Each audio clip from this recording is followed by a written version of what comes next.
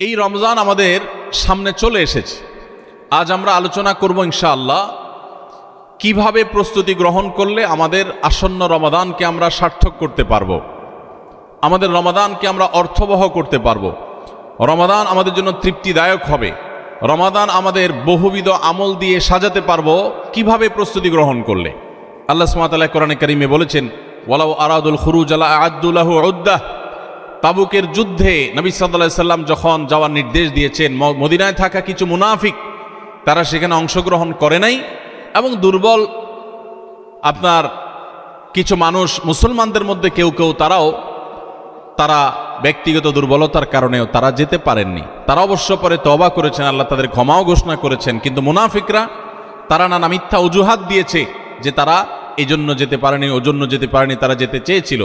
আল্লাহ তাআলা তাদের খণ্ডন করে বলেছেন, ওয়ালাউ আরাদুল খুরুজ লা আ'আদ্দু লাহু উদ্দাহ।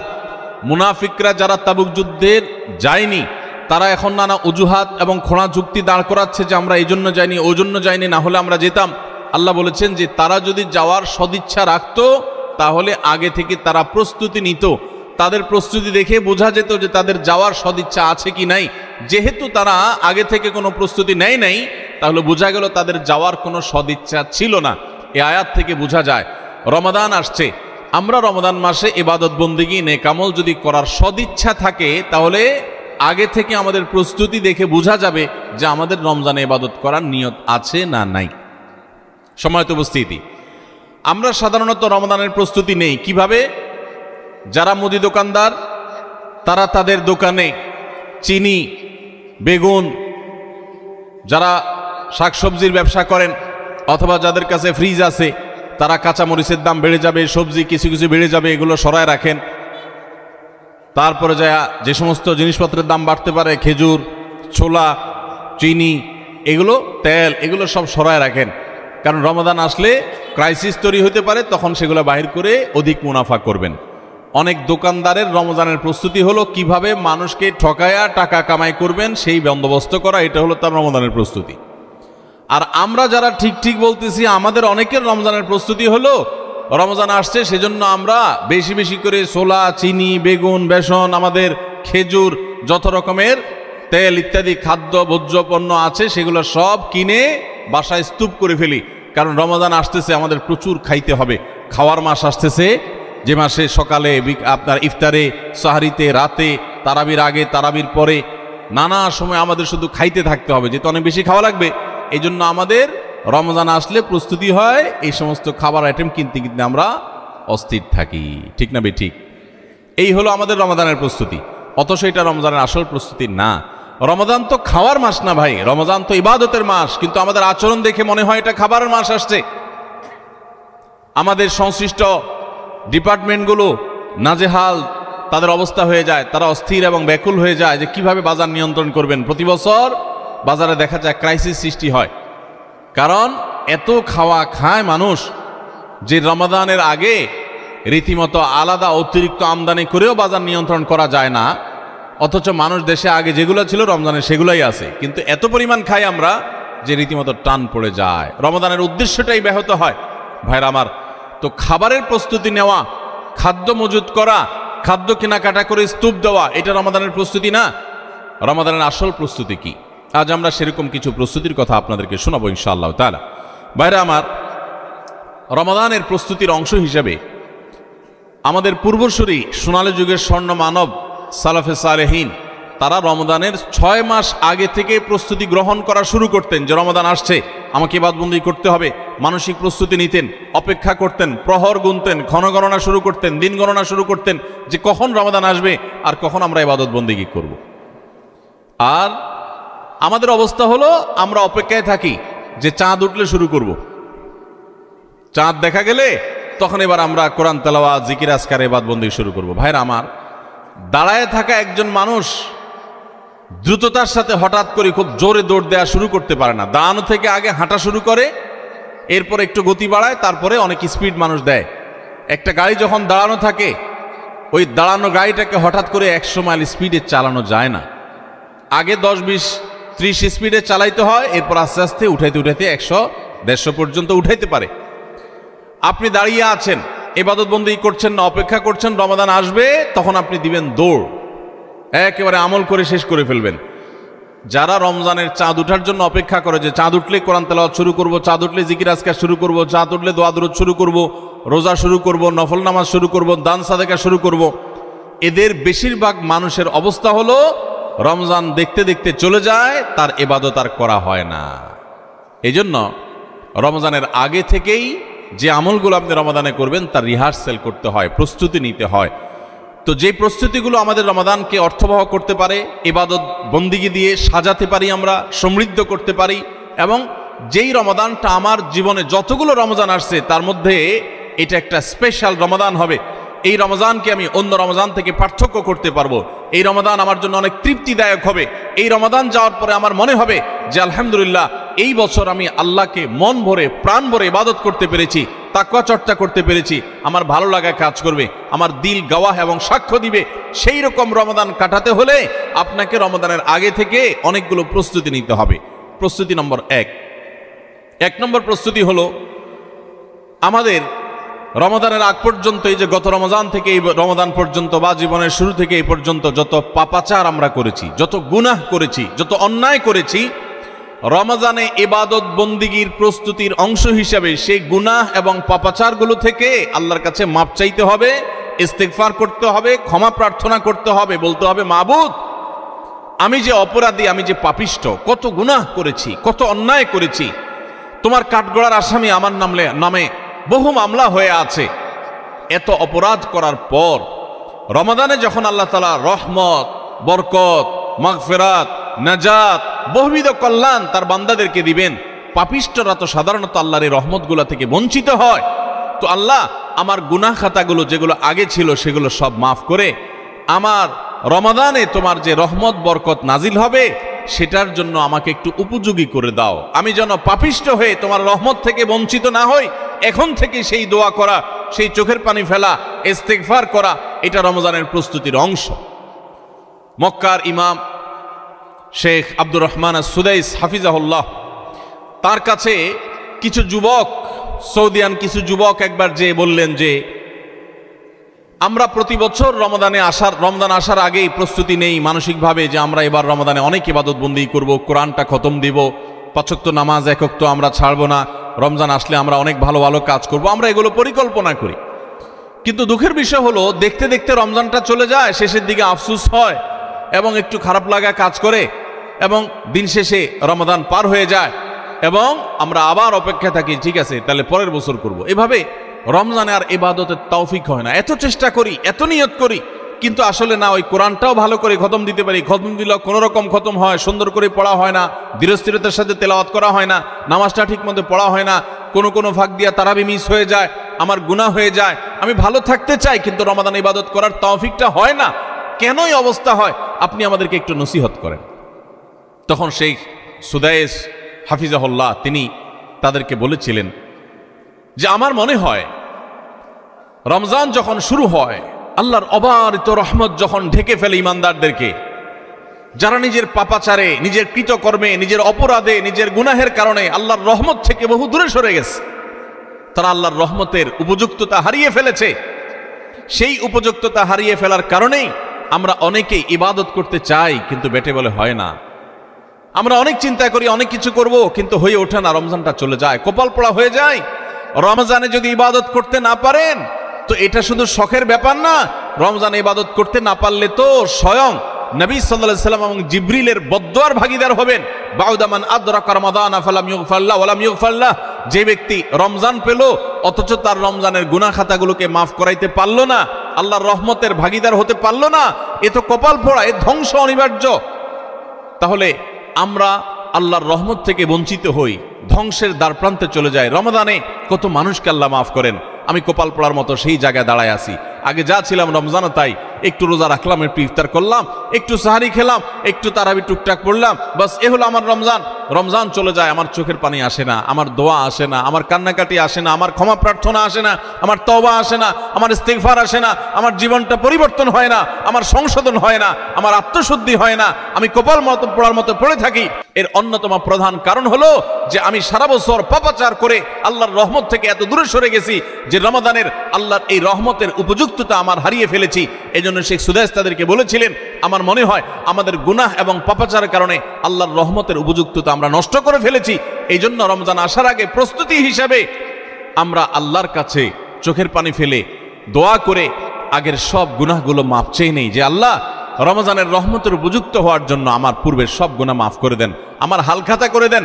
আমরা যেরকম দোকানদারদের কাছে পুরাতন বাকি সমস্ত টাকা পরিশোধ করে হালখাতা করলে নতুন করে আবার অনেক বাকি দেয় আমাদেরকে, আর আগের টাকা পরিশোধ না করলে নতুন বাকি দেয় না, তো আল্লাহর কাছে আগের গুনাহগুলো মাফ করে নিতে পারলে, মাফ করায় নিতে পারলে নতুন করে রহমতের উপযুক্ততা তৈরি হয়।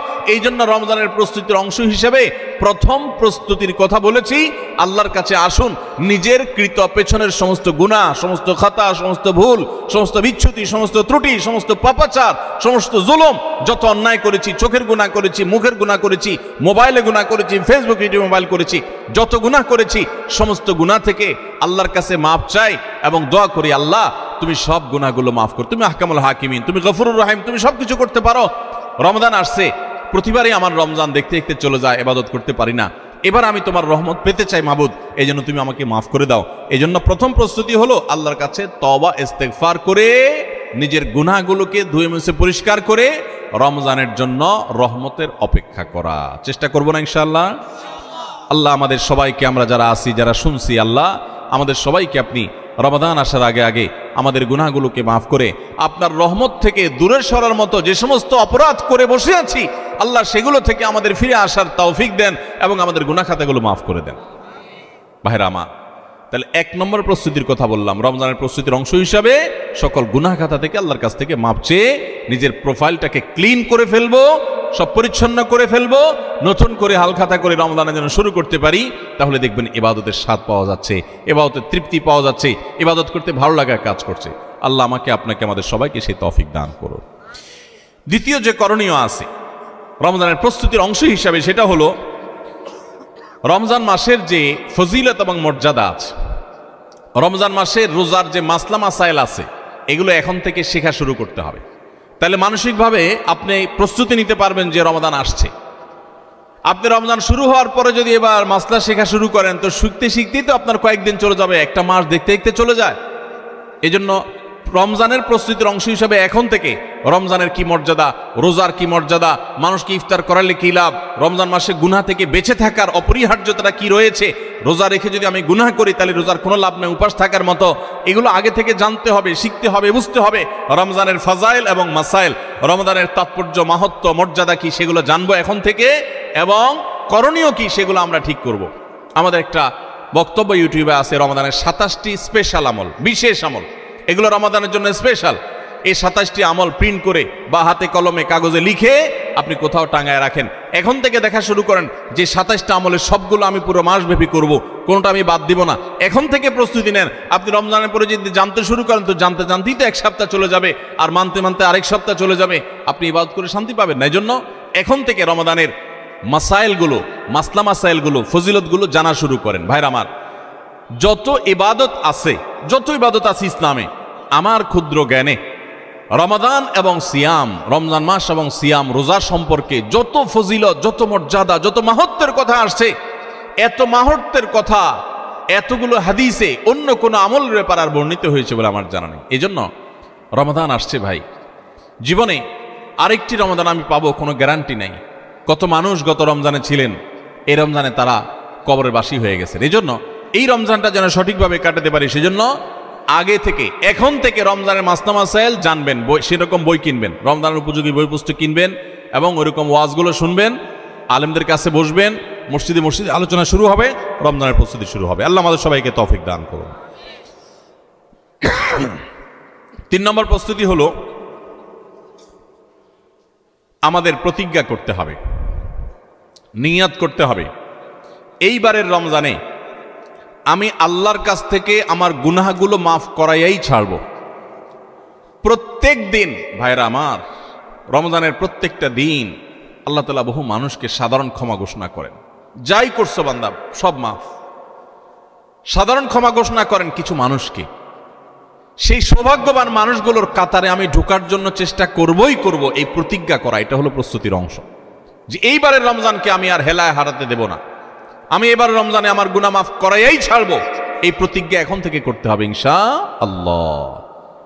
প্রতিজ্ঞা করবেন তো ইনশাআল্লাহ, যে যেই কোনো কিছুর বিনিময় হোক আল্লাহর কাছ থেকে ক্ষমা আমি আদায় করেই ছাড়বো, আমি আল্লাহর কাছ থেকে ক্ষমা নিয়েই ছাড়বো। এখন আপনি বলতে পারেন যে ক্ষমা যে আমি পেয়েছি তার গ্যারান্টি কি, কিভাবে নিশ্চিত হব? ভাইরা আমার, কোন সালাফ বলেছেন আমাদের দোয়া কোনটা আল্লাহর কাছে কবুল হয়েছে আর কোনটা কবুল হয়নি নিশ্চিত হওয়ার কোনো উপায় আছে কিনা।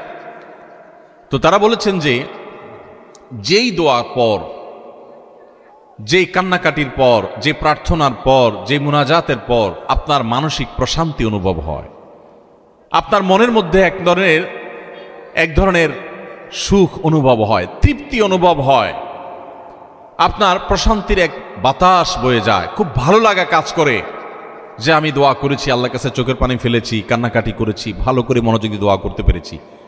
এরকম যদি তৃপ্তি অনুভব হয় তাহলে সুধারণা করতে পারেন যে আল্লাহ আপনার দোয়াটা কবুল করেছে।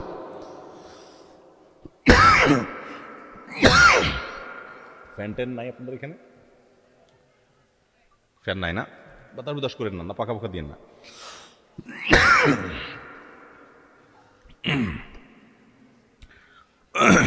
তাহলে রমাদানের প্রস্তুতির অংশ হিসেবে আমরা আল্লাহ রাব্বুল আলামিনের মাগফিরাত এবারের রমজানে আদায় করেই ছাড়বো, এই প্রতিজ্ঞা এখন থেকে করতে হবে। সাধারণ নিয়ত না, প্রতিজ্ঞা, পাক্কা নিয়ত করতে হবে। চেষ্টা করবো না ইনশাআল্লাহ যে আমি আল্লাহর কাছ থেকে আমার গুনাহগুলোকে মাফ করাইয়াই ছাড়বো। যত ত্যাগ করা লাগে, যত স্যাক্রিফাইস করা লাগে করবো, তারপর আমি মাফ করাই ছাড়বো ইনশাআল্লাহ। চেষ্টা করা যাবে না? আল্লাহ আমাদের সবাইকে তৌফিক দান করুন।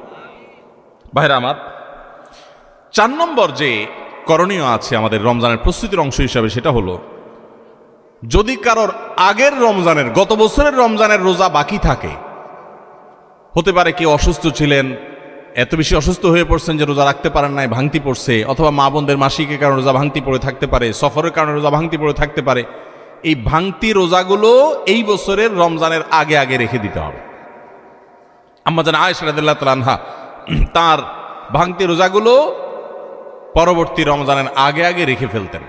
এই জন্য রমজানের রোজার প্রস্তুতির অংশ হিসাবে আগের কোনো ভাঙতি বা কাজা রোজা থাকলে এই রমজানের আগে আগে সেগুলো রেখে ফেলা উচিত এবং উত্তম। এটা রমজানের 4র্থ প্রস্তুতি।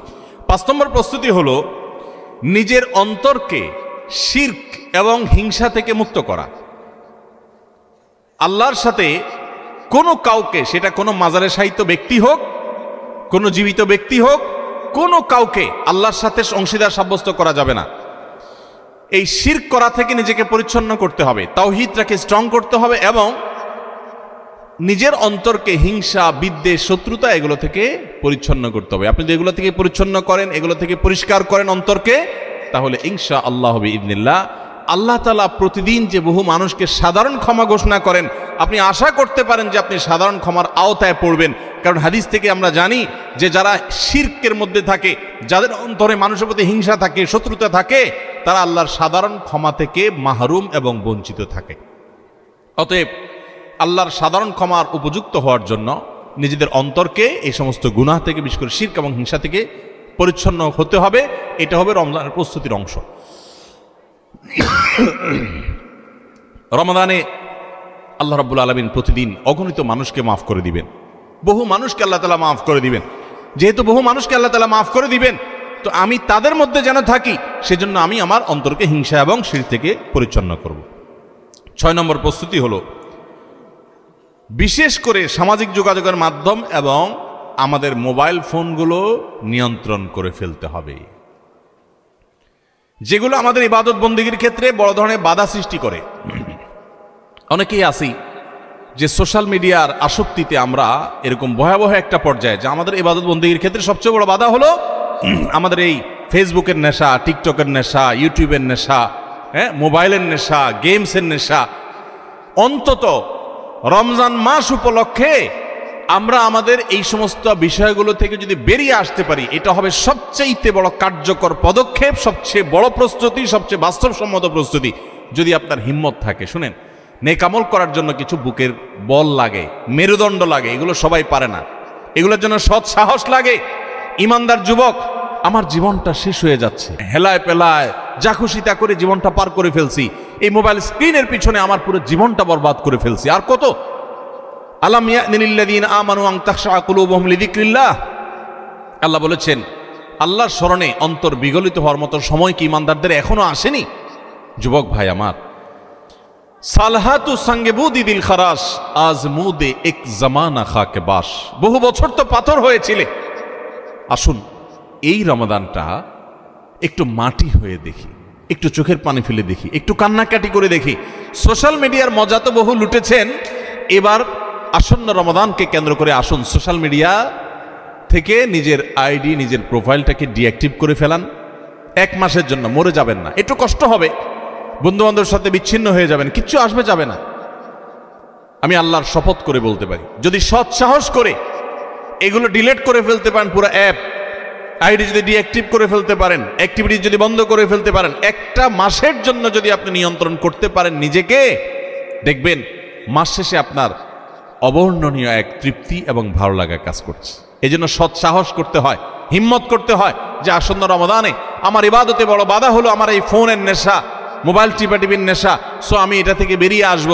আমরা যদি সৎ সাহস করি, হিম্মত করি, নিয়ত করি যে আমি এই রমাদানটাকে ইবাদতে কাটাবার প্রয়োজনে আমি কোরআন তেলাওয়াত করব, আমি বই পুস্তক পড়ব, আমি সুন্দর করে নামাজটা পড়ব, আমি আমার অন্যান্য কাজকাম করব, স্টুডেন্ট হলে পড়ালেখা করব, অন্যান্য কাজকাম করব, এর বাইরে আমি আমার সময়ের অপচয় থেকে বাঁচার জন্য আমি এই অপারেশন করব, নিজের প্রতি নিজে এই শক্ত এবং কঠিন অভিযান পরিচালনা করব।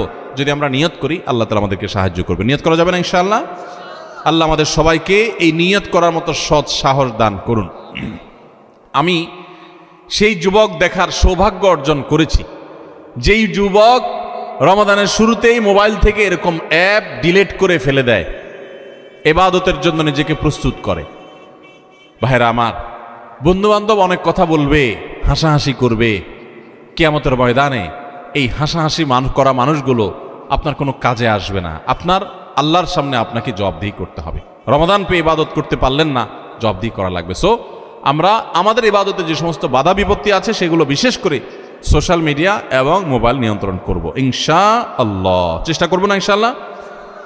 7 নম্বর প্রস্তুতি হলো, গত বছর তার আগের বছর রমজানে আমি ইবাদত কেন করতে পারি না, কি কি সমস্যা ছিল? আমার অমুক দোস্তটা, ওর কারণে তারাবিটা পড়া হয় না, কারণ ও ওই টাইমে ফোন দেয়, আড্ডা মারতে বলে, অথবা তমুক কারণে আমার পড়ালেখাটা হয় না, অমুক নেশার কারণে হয় না। কি কারণে হয় না, প্রত্যেকেরটা আলাদা আলাদা। আমার গত রমজানে আমি কোরআনটা পুরো ভালো করে সুন্দর করে খতম দিতে পারি নাই কেন? শুরু তো করছিলাম কিন্তু শেষ করতে পারি নাই কেন? আমার গত রমজানে যে তারাবি কয়েকদিন মিস হয়েছিল, সেটা কেন মিস হয়েছিল? আমার গত রমজানে যে ভালো কাজগুলোর পরিকল্পনা ছিল, সেগুলো কেন হয় নাই? সেই বিষয়গুলো আমাদের চিহ্নিত করতে হবে, খুঁজে বের করতে হবে। বের করে এইবারের রমাদানে যেন সেগুলো রিপিট না হয়, সেগুলো যেন আর পুনরায় দেখা না দেয়, আগে থেকে সিদ্ধান্ত নিতে হবে এবং প্ল্যান করতে হবে যে আমার গত রমজানে কি সমস্যা ছিল। ও শেষের দশকে যে আল্লাহ লাইলাতুল কদর রেখেছেন, ওই দশকটাতে আমার ঈদের কেনাকাটার কারণে আমি এগুলো করতে পারি নাই, তাহলে এবছর ঈদের ঝামেলা আমি আগেই সেরে ফেলব। আমি বাড়ি যাওয়ার নাম করে যাইতে একদিন, আসতে যাইতে একদিন, পথে একদিন, যাওয়ার পরে আবার শরীরকে ফ্রেশ করতে আরেক দিন, আমার শেষের 27তম রাত, আমার 28তম রাত, শেষের রাতগুলো ইবাদত করতে পারি নাই। মার্কেটে ঘুরছি, শপিং মলে ঘুরছি, আমার জিন্দেগি বরবাদ করছি। তাহলে গত বছর আমার ইবাদতের ক্ষেত্রে যেগুলো বাধা ছিল, যেগুলো কাঁটা ছিল, এই বছর সেগুলোকে আগে থেকে দূর করার পরিকল্পনা করতে হবে। এটা হলো রমজানের প্রস্তুতি। কথা বুঝেন নাই? মা বোনরা ইফতার বানাইতে বানাইতে ইফতারের আগে দোয়া কবুল হয়, মূল্যবান সময়টা নষ্ট করে ফেলছেন, পারেন নাই। তো এই বছর পরিকল্পনা করেন যে আগে থেকে যেই জিনিসগুলো তৈরি করে রাখা সম্ভব, যতটুকু গোছায় রাখা সম্ভব সেগুলো গোছায় রাখবো। আর পরিবারের সদস্যদেরকে নিয়ে বসেন, এবার আমরা সবাই একটু ভালো করে ইবাদত করতে চাই, হেয়ালিপনা করতে চাই না। আমরা রমাদান খেয়ে পরে কাটানোর জন্য আল্লাহ দেন না, ইবাদতের জন্য দিয়েছেন। এই রমাদানের মূল্য এত বেশি যে এই রমাদান চলে যাচ্ছে, আমরা বেশিরভাগ মানুষ উপলব্ধিও করতে পারছি না, অথচ এই একটা রমাদান আমার গোটা জীবনকে পরিবর্তন করার জন্য যথেষ্ট। আপনারা জানেন জান্নাতের একটা স্পেশাল গেট আছে, নাম হলো রাইয়ান। এই রাইয়ান নামক গেট দিয়ে আল্লাহ রাব্বুল আলামিন শুধুমাত্র রোজাদারদেরকে প্রবেশ করার সুযোগ দিবেন, যারা রমাদান ইবাদত বন্দেগী করেছে, আল্লাহর নাফরমানি থেকে বেঁচে থেকেছে, তাকওয়ার জীবন অবলম্বন করেছে। আল্লাহ তাদের মর্যাদা দিবেন ওই স্পেশাল গেট দিয়ে প্রবেশ করে। এই জন্য জাহান্নাম থেকে বাঁচার জন্য, জান্নাত লাভের জন্য পরিবারের সদস্যদেরকে নিয়ে বসেন যে আমাদের এবারের রমাদানে আমরা ইবাদত করব। আমাদের গত রমজানে ইবাদত কেন হয় নাই? কারণ ইফতারিতে আমাদের 10 আইটেম না হলে হয় না। এবার আমরা আইটেম কমাই, আমরা একটু খাবার পরিমাণ কমাই। যেই খাবার খেতে আমাদের ঝামেলা হয়তো আমরা করব না। যদি কোনো মহিলার ইফতারের প্রস্তুতি ইবাদত না হয়, সাহারির সময় তার ঝামেলা তৈরি হয়, তাহলে এগুলো আগেভাগে প্ল্যান করতে হবে কিভাবে কমানো যায় ঝামেলাগুলো। হয় পরে করব, নয় আগে করব, নয় পরিবারের সদস্যদের সাহায্য নিব, নাহলে আইটেম কমাবো, কিভাবে হতে পারে প্ল্যান প্রোগ্রাম করতে হবে। বেড়াবেড়ি, দাওয়াত খাই, হ্যাঁ, ইফতার পার্টি, সাহারি পার্টি, এগুলো করতে গিয়ে আমার ইবাদত হয় নাই, সো আমি এবছর সেগুলো করব না। এজন্য গত বছরের সমস্যাগুলো চিহ্নিত করে সেগুলো থেকে এবার দূরে থাকার চেষ্টা করতে হবে। এটা হলো 7 নম্বর প্রস্তুতি। 8 নম্বর প্রস্তুতি হলো রমজানের যে আমলগুলো আছে, রমজানের ওই যে বললাম 27টা স্পেশাল আমল আছে হাদিসের আলোকে। 27টা। রমজানের সবচেয়ে বড় আমল কি ভাই? রমজান মাসের সবচেয়ে বড় আমল কোনটা? সবচেয়ে বড় আমল হলো রোজা রাখা। রোজা রাখার চেয়ে বড় কোনো আমল আছে? রমজানের দ্বিতীয় আমল হলো রাতে তারাবি পড়া। তৃতীয় আমল হলো কোরআনে কারীমের তেলাওয়াত করা। আল্লাহর কাছে দোয়া করা আরেকটা আমল। উমরার তৌফিক থাকলে উমরা করা আরেকটা আমল। নবী সাল্লাল্লাহু আলাইহি ওয়াসাল্লাম রোজা রেখে প্রচুর মিসওয়াক করতেন, সেটা আরেকটা আমল। শেষ দশকে ইতিকাফ করা, সেটা আরেকটা আমল। শেষ দশকের বেজর রাতগুলোতে ইবাদতের চেষ্টা করা, সেটা আরেকটা আমল। লাইলাতুল কদর পাওয়ার চেষ্টা করা আরেকটা আমল। লাইলাতুল কদর পেয়ে গেলে আল্লাহুম্মা ইন্নাকা আফুউন তুহিব্বুল আফওয়া ফা'ফু আন্নী পড়া আরেকটা আমল। এই রকম 27টি আমল স্পেশাল আছে রমাদানের জন্য, যেগুলো কোরআন এবং হাদিস থেকে প্রমাণিত। তাহলে সেই আমলগুলোকে এখন থেকে টুকটাক শুরু করার চেষ্টা করা। একটু নফল রোজা রাখেন, তাহলে রমজানে যে রোজা রাখবেন ওটা সহজ হবে। এখন থেকে রোজা রাখার অভ্যাস করেন। নবী সাল্লাল্লাহু আলাইহি ওয়াসাল্লাম মাসে বেশি বেশি রোজা রাখতেন। আপনি এখন থেকে দান সাদাকার অভ্যাস শুরু করে দেন, প্ল্যান পরিকল্পনা শুরু করে দেন। এইটা হবে রমজানের প্রস্তুতি, যে রমজানে যে আমলগুলো করবেন এখন থেকে সেগুলো শুরু করে দেন। ওই যে বললাম দাঁড়ানো গাড়ি 100 মাইল স্পিডে চলতে পারে না, আগে 20 মাইল স্পিডে চলেন, শুরু করে দেন। এরপর চাঁদ উঠলে রমজান শুরু হয়ে গেলে আপনি 100 মাইল স্পিডে যেতে পারবেন। চেষ্টা করবেন না ইনশাআল্লাহ? তাহলে 8 নম্বর আমল হলো ভাই, রমজানে যে আমলগুলো করব সেগুলোকে এখন থেকে রিহার্সেল শুরু করে দিব, প্রস্তুতিমূলক ওয়ার্ম আপ এটা শুরু করে দিব, মহড়া শুরু করব একটু একটু করে। যে রমজানের তেলাওয়াত করব, এখন আর ধরবই না। তো রমজানে আমি প্রতিদিন 1 পারা পড়বো, এখন 1 পৃষ্ঠা পড়ি। রমজানে প্রতিদিন 3 পারা পড়বো, এখন 1 পারা পড়ি। আমি একটু একটু করে কোরআনের সাথে সম্পর্ক করি, কোরআনটাকে রেডি করি, কিরাম কিনে প্রস্তুত করি নেই যে কোনটা আমি পড়বো না পড়বো, সেগুলো রেডি করি। 9 নম্বর আমল হলো রমাদানের সময় আমি কোন আমল করব না করব, কখন কি করব, এটার একটা চার্ট রেডি করে ফেলবো। আমার কোরআন খতম করতে হলে এমন টাইমে কোরআন তেলাওয়াত করতে হবে প্রতিদিন যখন কোনো কাজ থাকে না। ফজরের পরে আমি একটু কোরআন তেলাওয়াত করে তারপর ঘুমাবো, তাহলে ওই টাইমে তার অন্য কোনো ঝামেলা থাকে না, আমার আর মিস হবে না ইনশাআল্লাহ। তারাবির পর আমি শোয়ার আগ দিয়ে তেলাওয়াত করি, তারপর শোবো। আবার ভোর রাতে দোয়া কবুল হয়, সাহারি খাইতে উঠলে আমি প্রতিদিন 10 মিনিট হাতে রাখবো একটু দোয়া করার জন্য। আগে থেকে এগুলো চার্ট তৈরি করে ফেলতে হয় যে কোন টাইমে আমি কি করব। আমার প্রত্যেকটা বিষয়কে যদি এখন শিডিউলের মধ্যে নিয়ে আসতে পারি, ইনশাআল্লাহ রমাদানের যথাযথ প্রস্তুতি গ্রহণ করা হবে এবং দেখবেন আপনার রমাদানে অনেক অর্জন করার সুযোগ আপনি লাভ করেছেন। তাহলে 9 নম্বর প্রস্তুতি হলো চার্ট করা, শিডিউল করে ফেলা, পুরো রমজান মাস কিভাবে কাটাবেন তার সারাদিন সকাল থেকে রাত পর্যন্ত একেবারে পুরো শিডিউল। 10 নম্বর হলো শাবান মাসের শেষ দিনে 29শে শাবান পশ্চিম আকাশে চাঁদ দেখবেন, এটাও রমজানের প্রস্তুতির অংশ। আমরা আমাদের ছোটবেলায় গ্রামে চাঁদ দেখেছি, এখন মানুষ চাঁদ দেখে না, দেখে চাঁদ আকাশে দেখে না, চাঁদ এখন মোবাইলে খোঁজে। কোথায় খোঁজে? মাগরিবের পরে মোবাইল হাতানো শুরু করে দেয়, এই রমজানের চাঁদ দেখা গেছে, ঈদের চাঁদ দেখা গেছে কিনা, চাঁদ দেখা কমিটি কি বলছে, ফেসবুকে নিউজ আসছে কিনা দেখো। চাঁদ তালাশ করার কথা আকাশে, সেখানে চাঁদ তালাশ করে আমরা কোথায়? মোবাইলে। চাঁদ দেখা কমিটি যে চাঁদ দেখার ঘোষণা দিবে, তাদের কাছে তো আসমান থেকে ফেরেশতা নাজিল হবে না যে ওইটা শুনে তারা ঘোষণা দিবে। আমরা সারা দেশ থেকে দেখলে, তাদেরকে নিউজ দিলে তারপর না তারা সেই নিউজের ভিত্তিতে ঘোষণা দিবে। তো আমরাই যদি সবাই চাঁদ দেখা বন্ধ করে দেই, তাহলে তারা কিভাবে ঘোষণা দিবে? এই জন্য দেখবেন চাঁদ দেখা কমিটি বেচারারা ঘোষণা দিতে দিতে কোনো বছর রাত 10টা 11টা 12টা বাজায় দেয়। সাদে বাজায়, কারণ আমরা তো তাদেরকে সাহায্য করি না।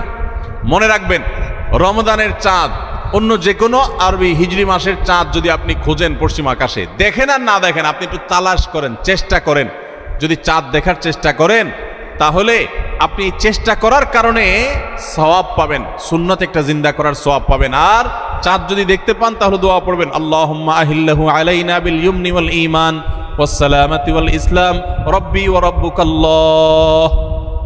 হে চাঁদ, হে আল্লাহ, আমি তোমার কাছে এই চাঁদ, এই চাঁদের মাসটা, এই মাসটা আমি বরকতময় মাস হিসাবে তোমার কাছে চাই, ঈমানের সাথে যেন থাকতে পারি, শান্তি নিরাপত্তার সাথে থাকতে পারি, ইসলামের সাথে থাকতে পারি।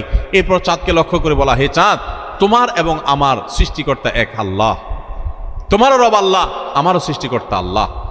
তো এই দোয়া পড়া সুন্নাত। যদি চাঁদ দেখতে পান দোয়া পড়বেন, আর না দেখতে পারলে চেষ্টাটা করবেন, তাও সওয়াব পাবেন।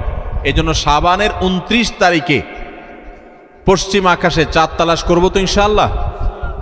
এগুলো এখন বিদায় হয়ে গেছে, চাঁদ তালাশ করা। চাঁদ তালাশ করা একটা বিলুপ্ত সুন্নাহ। এই সুন্নাহ জিন্দা করার চেষ্টা করবেন, রাস্তা বের হয়ে পশ্চিম আকাশে তাকাবেন, তাহলে এটা হবে রমজানের প্রস্তুতির একটি বিষয়। 10 নম্বর প্রস্তুতি হলো শাবান মাসে চাঁদ দেখা। আর 11 নম্বর এবং সর্বশেষ প্রস্তুতি হলো আল্লাহর কাছে ইবাদতের জন্য দোয়া করতে হয়। আমাদের পরিকল্পনা আমরা করতে পারি, কিন্তু তৌফিকটা আসলে আল্লাহ দিবেন। এই জন্য আমার পরিকল্পনাগুলো করে আমি বলবো, আল্লাহ আমি চাটও তৈরি করেছি, রমজানে মাসালা জানার জন্য বইও কিনেছি, আমি কোরআনও তো রেডি করেছি, তেলাওয়াতও শুরু করে দিয়েছি, টুকটাক নফল রোজা রেখে আমার প্রস্তুতিও শুরু করে দিয়েছি। আমি আমার জায়গা থেকে যা করতে পারার আমি করছি মাবুদ। এবারের রমজানটাতে তুমি আমার একটু ইবাদত করার তৌফিক দিও। ভাইরা আমার, আপনারা অনেকেই অনেক স্বাদ জীবনে আস্বাদন করেছেন, আড্ডা মেরে বন্ধু বান্ধবের সাথে একান্তে কাটিয়ে বিভিন্ন রকমের কাজ করে মজা অনেক লুটেছেন। আল্লাহর শপথ, রমজানটাতে যদি আপনি ইবাদত করে কাটাতে পারেন, রাতভর একটু চোখের পানি ফেলে তাহাজ্জুদের সময় সাহারি খাওয়ার পর 10টা মিনিটে যদি একটু কাঁদতে পারেন, আল্লাহর কাছে মাপ চাইতে পারেন, আপনার কাছে পৃথিবীর যে কোনো কিছু তৃপ্তির চাইতে অনেক বেশি তৃপ্তিদায়ক হবে এই আল্লাহর কাছে একান্ত মুহূর্তে কান্নাকাটি করা, দোয়া করা, ইবাদত করা, ইস্তেগফার করা, আমলে মশগুল থাকা। আপনি সেই জিনিসটা করার পরিকল্পনা এই বছর রমাদানে নেন, চেষ্টা করা যাবে না ইনশাআল্লাহ। ভাইরা আমার, সেজন্য আল্লাহর কাছে দোয়া করতে হবে, আল্লাহ আমি আমার চেষ্টা যা নেওয়ার, প্রস্তুতি যা নেওয়ার আমি নিয়েছি, চেষ্টা করেছি, মাবুদ তুমি এবার আমাকে তৌফিক দিও। নবী সাল্লাল্লাহু আলাইহি ওয়াসাল্লাম প্রত্যেক নামাজের পরে দোয়া করতেন, আল্লাহুম্মা আইন্নি আলা যিকরিকা ওয়া শুকরিকা ওয়া হুসনি ইবাদাতিক। ও আল্লাহ, তোমার কাছে আমি সাহায্য চাই যেন তোমার সুন্দর করে ইবাদত করতে পারি, যেন তোমার স্মরণ আমি সুন্দর মতো করতে পারি, হ্যাঁ, তোমার কৃতজ্ঞতা শুকরিয়া যেন আদায় করতে পারি, সেই তৌফিক তুমি দাও। আল্লাহর কাছে তৌফিক চাইতে হয়। এই জন্য ভাইরা, রমাদানের সর্বশেষ এবং 11তম প্রস্তুতি বলেছি, আল্লাহর কাছে দোয়া চেয়ে নিতে হবে যে আল্লাহ তুমি আমাকে তৌফিক দিও। আল্লাহ তাআলা আমাদের সবাইকে রমাদানের এই সবগুলো প্রস্তুতি যথাযথভাবে করে আসন্ন রমাদানকে আমাদের জীবনে এক ব্যতিক্রমী রমাদান, সার্থক রমাদান, সফল রমাদান, তৃপ্তিদায়ক রমাদান এবং জান্নাত কামানো রমাদান, মাগফিরাত লাভ করা রমাদান হিসাবে কাটাবার তৌফিক নসিব করুন। খুব দোয়া করব দিল থেকে ভাই, খুব দোয়া করব, খুব চোখের পানি ফেলবো যে আল্লাহ রমাদানে যদি ক্ষমা না পাই তাহলে তোমার ফেরেশতার বদদোয়া, তোমার নবীর বদদোয়ার ভাগীদার হইতে হবে। এর চাইতে বড় হতভাগা আর কেউ নাই যে রমজান পাওয়ার পরও ক্ষমা পায় নাই, রমজান পাওয়ার পরও 5 ওয়াক্ত নামাজ ধরতে পারে নাই, রমজান পাওয়ার পরও কোরআন ধরতে পারে নাই, রমজান পাওয়ার পরও তার জীবনে পরিবর্তন হয় নাই, তাকওয়া শুরু করতে পারে নাই। এর চাইতে হতভাগা, এর চাইতে কপাল পড়া আল্লাহর জমিনে আরেকটা নেই। ভাইরা আমার, সেজন্য এবারের রমাদানটাকে আমরা একটু নড়ে চড়ে বসে ভিন্নভাবে কাটাবার চেষ্টা করি। আল্লাহ হে আরশে আজিমের মালিক, আপনি আমাদের সবাইকে তৌফিক দান করেন। আমরা চেষ্টা করব না ইনশাআল্লাহ ভাই, রমাদানকে সুন্দরভাবে কাটাবার জন্য এখন থেকে প্রস্তুতি নিব না ইনশাআল্লাহ। আমি এক নজরে আবারও আপনাদেরকে এই 11টা প্রস্তুতির কথা বলে দিচ্ছি। সর্বপ্রথম প্রস্তুতি হলো, রমাদানে যেন আমি ইবাদতের তৌফিক আল্লাহর কাছ থেকে পাই, রহমত যেন পাই, সেজন্য আমার পেছনের গুনাহগুলো থেকে আল্লাহর কাছ থেকে মাপ চেয়ে নিব। রমজানের প্রস্তুতির অংশ হিসাবে আগেরগুলো মাপ চাই নিব, আল্লাহ আমাকে মাফ করে দাও। বেশি বেশি ইস্তেগফার পড়বো, সাইয়্যিদুল ইস্তেগফার পড়তে পারি, আল্লাহুম্মা আনতা রাব্বি লা ইলাহা ইল্লা আনত। আল্লাহ আপনি আমার রব, আপনি ছাড়া সত্যিকারের কোনো মাবুদ নাই। খালাকতানি, আপনি আমাকে সৃষ্টি করেছেন, ওয়া আনা আবদুক, আমি আপনার গোলাম, ওয়া আনা আলা আহদিকা ওয়া ওয়াদিকা মাস্তাতাতু, যতটুকু পেরেছি আল্লাহ আপনার সাথে কৃত অঙ্গীকার আর ওয়াদাকে রক্ষা করার চেষ্টা করেছি। আউযু বিকা মিন শাররি মা সানাত। আল্লাহ, আমি যে সমস্ত অপকর্ম নিজে করেছি আমি আপনার কাছে পানা চাই সেগুলোর ক্ষতি থেকে, এগুলোর কারণে যেন আমি বঞ্চিত না থাকি, রমাদানে কপাল পোড়াদের কাতারে যেন শামিল না হই, আমি যেন তৌফিক পাই। আউযু বিকা মিন শাররি মা সানাত। আবু লাকা বিনিআমাতিকা আলাই। আল্লাহ, যত নিয়ামত আপনি দিয়েছেন আমি স্বীকার করি। ওয়া আবু লাকা বিযামবি। আমি যত পাপাচার করেছি মাবুদ আমি স্বীকার করি। ফাগফিরলি ফাইন্নাহু লা ইয়াগফিরুদ যুনুবা ইল্লা আনতা। ও মালিক, আপনি ছাড়া আর কেউ পাপাচার মাফ করতে পারে না, ইখতিয়ার কারণ নাই, আপনি একটু মাফ করে দেন। আল্লাহর কাছে মাফ চাইব, মাফ চেয়ে রমজানের জন্য প্রস্তুতি নিব, চেষ্টা করবো তো ইনশাআল্লাহ। নাম্বার 2, রমজানের ফাজাইল মাসাইল, মাহাত্ম্য, মর্যাদা, মাসলা মাসাইল এগুলো জানার জন্য এখন থেকে সেরকম বই পুস্তক কিনে পড়া শুরু করে দিব, ওইরকম আলোচনা শোনা শুরু করে দিব, জ্ঞান অর্জন করা শুরু করবো রমজান সংক্রান্ত। এটা দ্বিতীয় প্রস্তুতি। 3 নম্বর হলো আল্লাহর কাছে এইবারের রমজানে আমি মাগফিরাত এবং নাজাত পেতে চাই, ক্ষমা পেতে চাই, আল্লাহর রহমত পেতে চাই। এই জন্য দৃঢ় প্রতিজ্ঞা করব যে এবার আমি কিছু একটা করবো ইনশাআল্লাহ, এবং এটা সারাক্ষণ নিজেকে জল্পনা কল্পনা করতে থাকা, প্রস্তুত করতে থাকা মানসিকভাবে। নাম্বার 4 নম্বর প্রস্তুতি হলো আগের বছরের কোনো রোজা ভাঙতি থাকলে সেগুলো আদায় করে ফেলা। 5 নম্বর প্রস্তুতি হলো নিজের অন্তরকে শিরক এবং হিংসা, বিদ্বেষ, শত্রুতা এগুলো থেকে পরিচ্ছন্ন করা। কারোর প্রতি দুঃখ আছে, হিংসা আছে, দুঃখটা হিংসার লেভেলে চলে গেছে, তো আপনি সেই হিংসাটা দূর করে ফেলান, সবাইকে মাফ করে দেন, ফ্রেশ হয়ে যান। কারণ রমজান আসছে, সাধারণ ক্ষমা ঘোষণা যখন করা হবে তখন কিন্তু কপাল পোড়ারা, হিংসুকরা পাবে না মাফ। এই জন্য কারোর প্রতি হিংসা রাখেন না, কারোর অকল্যাণ চায়েন না, সবার কল্যাণ কামনা করেন, মনটাকে উদার করে দেন, বড় করে দেন, এতে আপনি সুস্থ থাকতে পারবেন আর শিরক থেকে নিজেকে বাঁচিয়ে রাখেন। ইনশাআল্লাহ রমজানের সাধারণ ক্ষমার মধ্যে পড়বেন। এটা রমজানের প্রস্তুতির অংশ যে শিরক এবং হিংসা থেকে নিজেকে পরিচ্ছন্ন করলেন। 5 নম্বর প্রস্তুতি। 6 নম্বর প্রস্তুতি হলো সোশ্যাল মিডিয়া, ফেসবুক ইত্যাদির নেশা এবং স্মার্টফোন পারলে গলা চিপে বন্ধ করে ফেলান। 1 মাসের জন্য বাটন ফোনে চলে যান অন্তত, এবং আইডি ডিঅ্যাক্টিভ করে ফেলান। একটু হিম্মত করেন, সৎ সাহস করেন, মরে যাবেন না। একটু কষ্ট হবে, এতটুকু কষ্ট যদি না করেন কোন মুখে আল্লাহর কাছে আপনি জান্নাতের দাবি করবেন? একটু সোশ্যাল মিডিয়াকে 1 মাসের জন্য নিয়ন্ত্রণ করার যদি নিয়ত করতে না পারেন, আল্লাহর কাছে কোন মুখে জান্নাতের আশা করবেন, দাবি করবেন? এই জন্য 6 নম্বর প্রস্তুতি হলো যেই বিষয়গুলো আমার ইবাদতে ব্যাঘাত সৃষ্টি করে, অর্থাৎ এই সোশ্যাল মিডিয়া ইত্যাদি, এগুলোকে নিয়ন্ত্রণ করে ফেলা। 7 নম্বর হলো গত বছর রমজানে বা তার আগের বছরগুলোতে রমজানে আমার ইবাদতে যেসব বাধা ছিল, যাদের কারণে সমস্যা হয়েছে, ওই বন্ধুই আমার বন্ধুত্বের তালিকা থেকে বাদ দিয়ে ফেলতে হবে, ওই সার্কেল আমি ছেড়ে দিতে হবে, ওই আড্ডা আমার ছেড়ে দিতে হবে, ওই কাজ আমার ছেড়ে দিতে হবে, যেই কাজের কারণে আমার রমজানে ইবাদত হয় না, ওই কাজে আমি করব না। 1 মাসের জন্য নিজেকে স্যাক্রিফাইস করতে হবে। এটা রমজানের প্রস্তুতি, এখন থেকে প্ল্যান করে এগুলো বাদ দিতে হবে।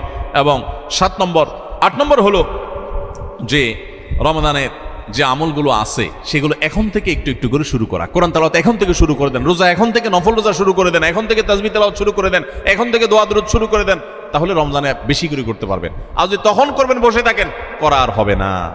9 নম্বর প্রস্তুতি হলো যে রমজানে সকাল থেকে রাত পর্যন্ত কিভাবে সময় কাটাবেন, এটার জন্য এখন থেকে রুটিন তৈরি করে ফেলান, রুটিন, এবং সেই রুটিনটা টাঙায় ফেলান, এই রুটিন অনুযায়ী চলবো, এখন থেকে প্ল্যান করে ফেলান। 10 নম্বর হলো শাবানের শেষ দিন 29শে শাবান পশ্চিম আকাশে একটু চাঁদ তালাশ করেন, দেখেন কিনা, রমজানের প্রস্তুতির অংশ হিসাবে। আর 11 নম্বর সর্বশেষ প্রস্তুতি হলো আল্লাহর কাছে দোয়া করবেন, আমরা সবাই দোয়া করব আল্লাহ যেন আমাদেরকে রমাদান মাসটিকে যথাযথভাবে কাটানোর তৌফিক দান করে। চেষ্টা করব না ইনশাআল্লাহ? আল্লাহ আজকের এই মাহফিলে আমরা যারা আছি, আমাদেরকে যারা অনলাইনে দেখছেন, দেখবেন, আমাদের সবাইকে আপনি সৌভাগ্যবান মানুষের কাতারে শামিল হওয়ার তৌফিক নসিব করেন। আল্লাহ বহু মানুষকে আপনি মাফ করে দিবেন, আমাদেরকে সেই ক্ষমাপ্রাপ্ত সৌভাগ্যবান মানুষদের কাতারে শামিল হওয়ার তৌফিক নসিব করেন। আল্লাহ যেন গোটা রমজান আমরা কোরআন নিয়ে পড়ে থাকতে পারি, আল্লাহ তোমার তাসবিহ তেলাওয়াতে যেন পড়ে থাকতে পারি, আমরা যেন দোয়া মুনাজাতে পড়ে থাকতে পারি, আমরা যেন চোখের পানি ফেলতে পারি, যেন তাহাজ্জুদ পড়তে পারি, ভোর রাতে দোয়া করতে পারি, সকল নেকামল দিয়ে যেন রমজানটাকে সাজাতে পারি, পরিতৃপ্তির রমজান যেন সাজাতে পারি। সকল খারাপ বন্ধু, খারাপ সংস্রব, খারাপ আড্ডা, খারাপ সার্কেল সবগুলোকে তোমার জন্য ত্যাগ করে আমরা যেন একান্ত তোমার হয়ে যেতে পারি। আল্লাহ এই রমজানটা আমাদেরকে সেভাবে কাটানোর তৌফিক দান করো। সবাই চেষ্টা করবো তো ইনশাআল্লাহ। জাযাকুমুল্লাহু খায়রা।